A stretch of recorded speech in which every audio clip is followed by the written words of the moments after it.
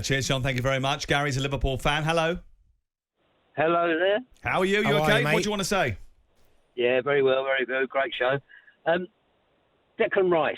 I think Liverpool seem to spend 60, 70 million normally.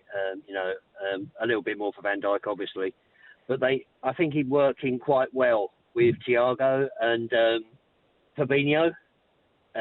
They're already talking about Shaqiri and maybe Alex being sold. So they need to strengthen the midfield. And I think releasing someone like Thiago, who's a fantastic ball player, as maybe sort of a number 10 and moving forward, and put Declan Rice along with Fabinho. And then, of course, Jordan Henderson's there as well. So, 60 to 80 million, I think it's very well spent. Okay, cheers, Gary. Thank you very much. Carl's a West Ham fan. Hello. Hi there, guys. Great show. Thank you very much. What do you want to say? Two things, really. I don't think the West Ham board can expect Declan Rice to sign a new contract when they don't back the manager or the squad with money and the transfer window we're having. I don't think you're doing enough to attract him to want to stay, despite the fact we're in Europe. Yeah. And personally, I do think he's worth between 60 to 70 million, just because of the pure fact that he is also a very good centre-back, which a lot of people, I think, forget. Yeah, you know what? I think that price is probably more reasonable, but with this inflated market that we're in, and because Declan Rice is English, obviously you overinflate the price, but 50 to 70 million, I'd say probably closer to 70 million, you start going, that seems about right. But in West Ham's minds, they're going to want 100 million at least. Well, they were quoted at 90 million, I think, Chelsea, when they went in last year. It's like, no chance, it's not going to happen. It's like they're quoting Ballon d'Or money. It was never going to happen. But maybe that was West Ham's plan. They didn't want to sell Declan Rice, and quite rightly so. They want to keep him as long as possible. But that isn't going to be possible forever, is it? I mean, you have to sort of understand in the end that where you are in the food chain, or should you not do that? Do you say, no, actually, we want to build and challenge? No, I think personally, I know where we are in the food chain. I think we've always been the same for years. I think we are a selling club. The elite are the elite, and I don't think we are anywhere near top six. Although again, we did very well last season. Pandemic, you can blame it on what you like. I know a lot of people think it's because the fans weren't there. But yeah, I do believe. And I wouldn't be upset to see him go. I'd like Declan to go on and achieve greater things. For a fact you'd be the only one that said that. I don't think so. I mean, most people are reasonable, aren't they? Really? I wouldn't begrudge him going. I wouldn't begrudge him. He's been fantastic, and I don't know whether it's just because I'm a pessimistic West Ham fan a little bit, but I believe that he's spent 3 or 4 years with us now.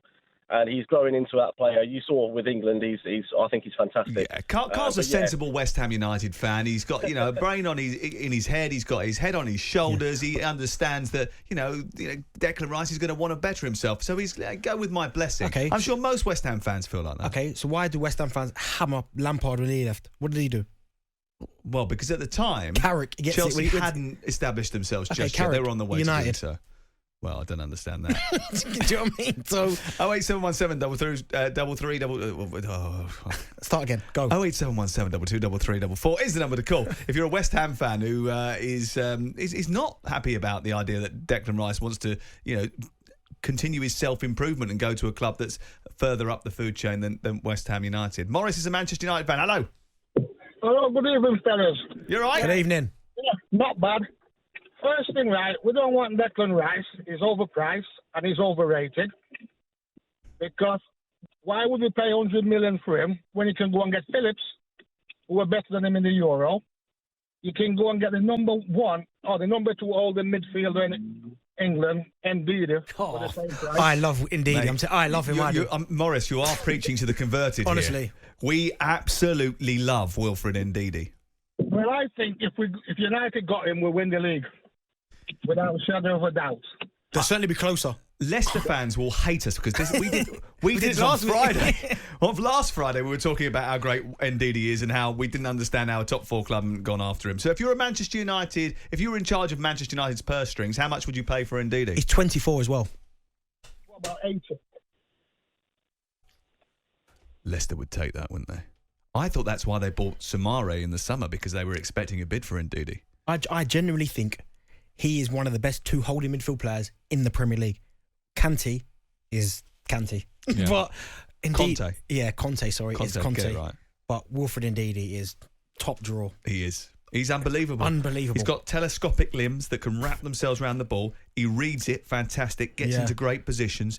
He distributes the ball so quickly. When he wins it back, or if he's intercepted, his first thought is, right, where am I going? Let me give it to the ball players. Bang. Get straight forward. Yeah. Harvey Barnes is racing down the left, or it's Tavadi over the top. He's fantastic. He's central to Leicester, and I think without him, they would have been in serious trouble. And I think if you look at the statistics from last season, the difference from when he's in the team, when he's out of the team, is quite stark, actually. Yeah, I agree with you, 100%.